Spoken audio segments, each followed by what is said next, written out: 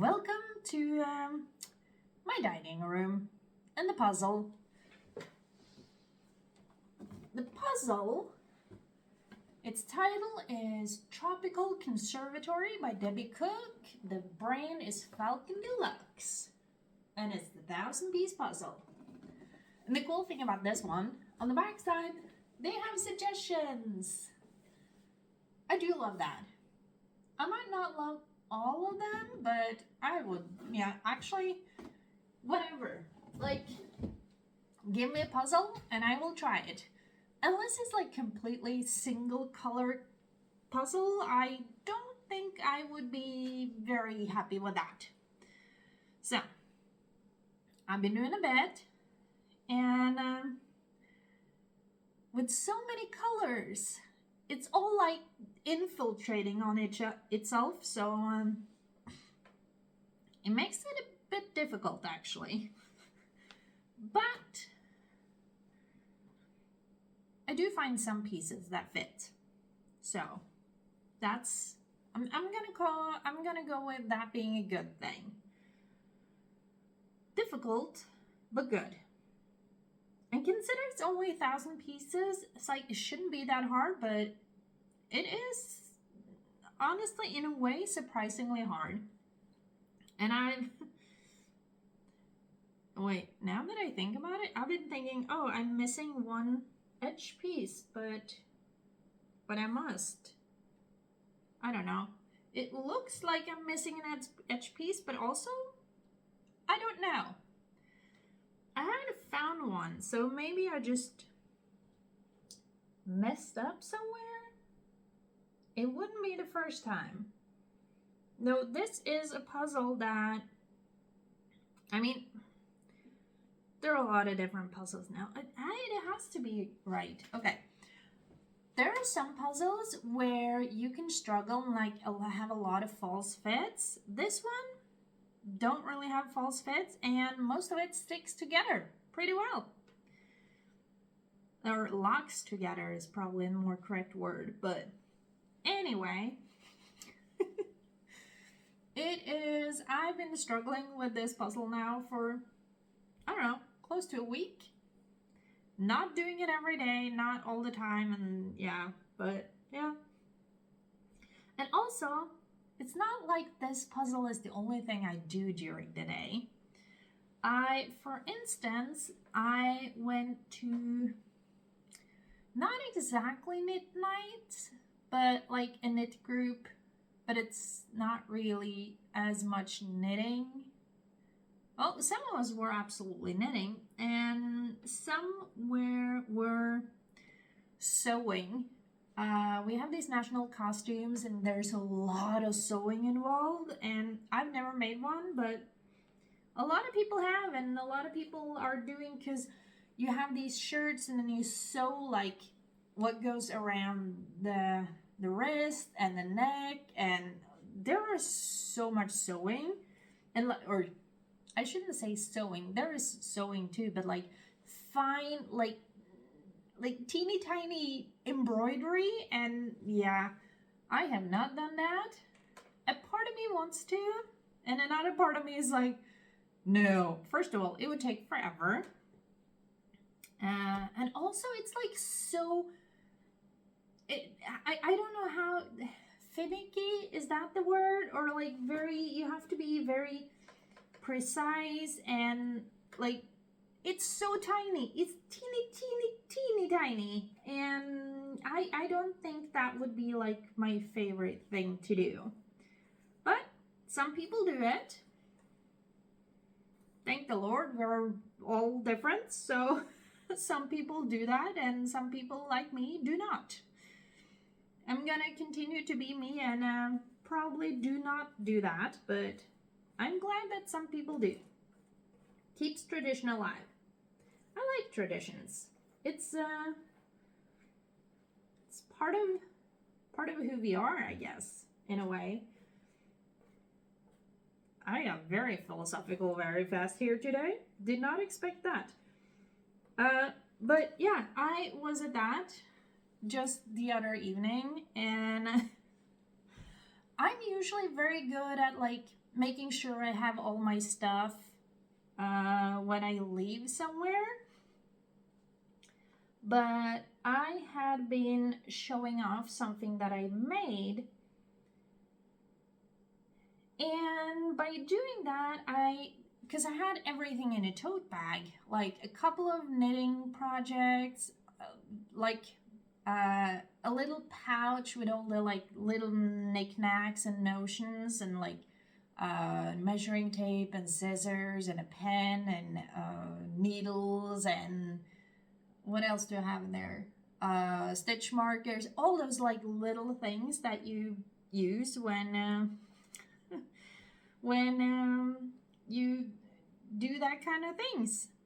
And I had like pulled a lot of things out because I needed to show off a sweater that I'd been working on, because that sweater that I had worked on was not for me. I had been asked to knit a sweater that will be for charity. So I said yes, and I got to knit something that I didn't have to pay for, which is amazing. Not fully done with it. And the reason I had to like basically show it and ask if it was acceptable, because it looked so small. It looked like a kid's sweater, but I did all the measuring, and it's not supposed to look that small. Also, I was supposed to use like 12 balls of yarn, and I ended up using 10. I'm not fully done. I need to like weave in ends and like fold the neckline down and sew that together, but I had like 2 balls of yarn left, which is not normal for me. Usually, I need more yarn than what is asked for, because I've never thought that I'm a tight knitter, but apparently I'm a little bit of a tight knitter. And in this case, I realized the original needles that I thought I was going to use, they would not make the fabric as well as I would like. So I went up a needle size. So I had to show it off because I went up a needle size. I still used 2 balls less of yarn, and it looked smaller than I felt like it should. But you know, I did the measurements. Okay, I did what I thought was right. So, but I needed to show the person who asked me to do it, to like, is this okay, or do you want me to like redo the whole thing? That would suck a little, yes, but also if she wanted me to redo it, I totally would have.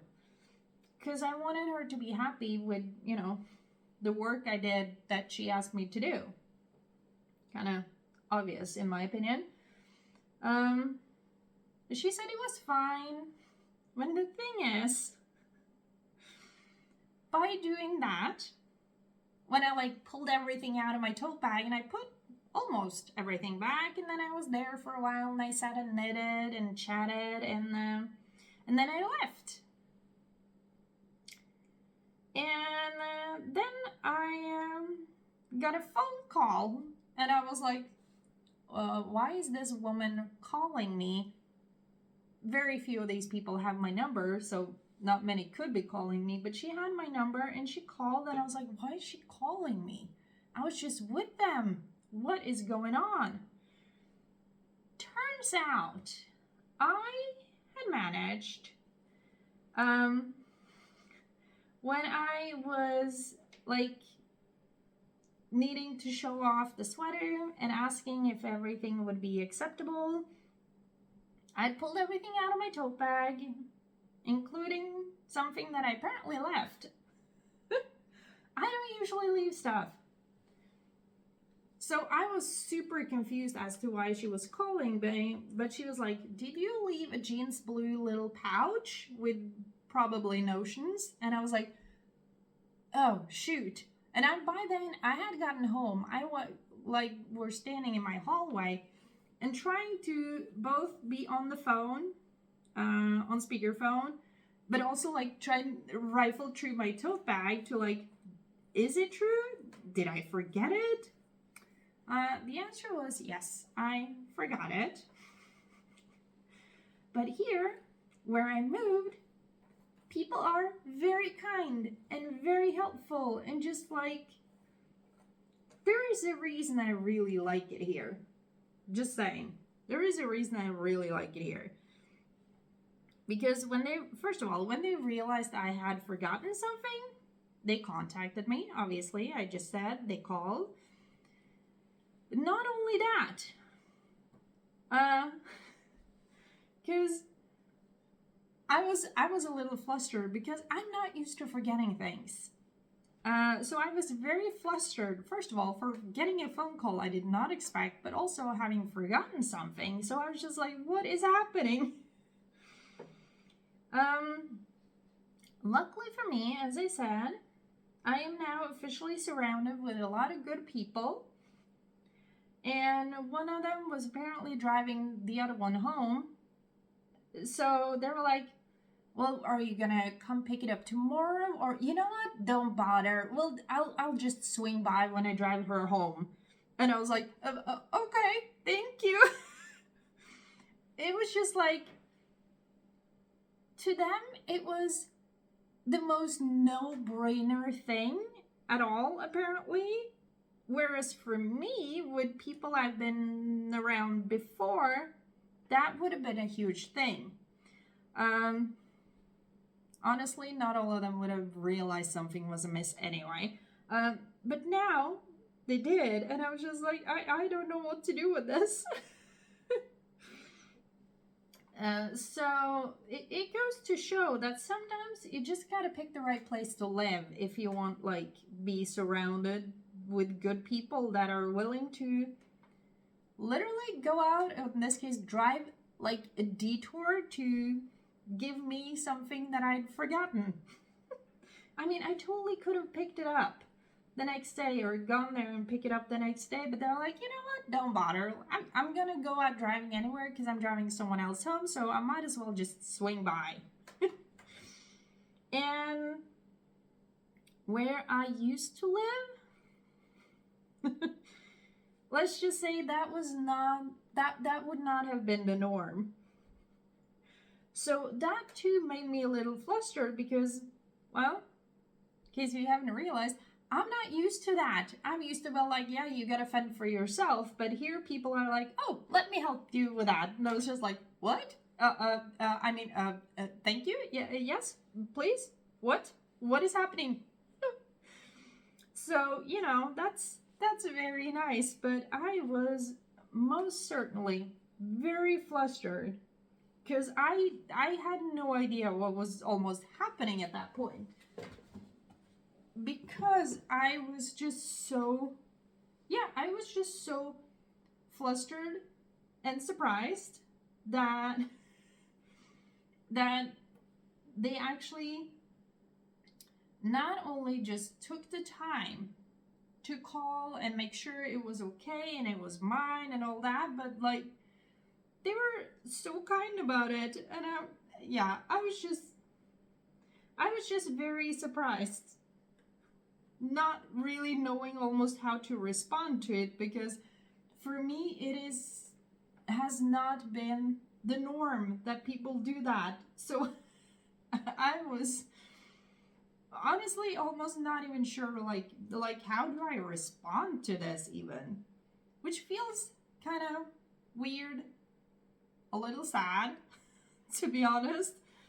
But also, like, it goes to show that you gotta make sure to end up the right place, you know? Sometimes you just, you gotta end up the right place, which, I don't know, it's just, I don't think it's always easy, because how do you know what is the right place? And what is the right place for you might not be the right place for someone else. So I feel like it's a lot of, I don't even know, like a lot of uncertainty, but at the same time, like, well, you just gotta figure it out, obviously, but sometimes that's a bit difficult, a bit hard, but also it's just like, oh my, this is happening. Okay, well, don't know what to do with this. But I was obviously very, or to me at least, obviously very grateful that they made sure that I got my little pouch, that I didn't even have to wait until the next day to go pick it up, because by the time they had realized that I'd forgotten it, they were about to leave too, because I left a little early. So I obviously had left. But they were about to leave when they realized it was left. So it was a whole thing for me anyway. And the funny thing is, to me, I don't think it was a big thing to them. I don't think it was like a whole ordeal to them, but to me it was like, yeah, to me it was a really big thing. And it also makes me a little sad for like where I used to live. It's like, oh man, those people, they really need to up their game about stuff like that, because this place, man, this place and these people are, I probably shouldn't compare them, but I think I prefer a lot of these people. So, do with that as you will. So I guess another point is, I like this place. I like these people. And although I find this puzzle a little difficult, I like this too.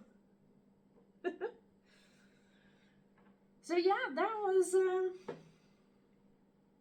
that is apparently what happens when you forget stuff here. People take care of you. I love it. I will not make it a habit to forget things, though. That would that would not be okay.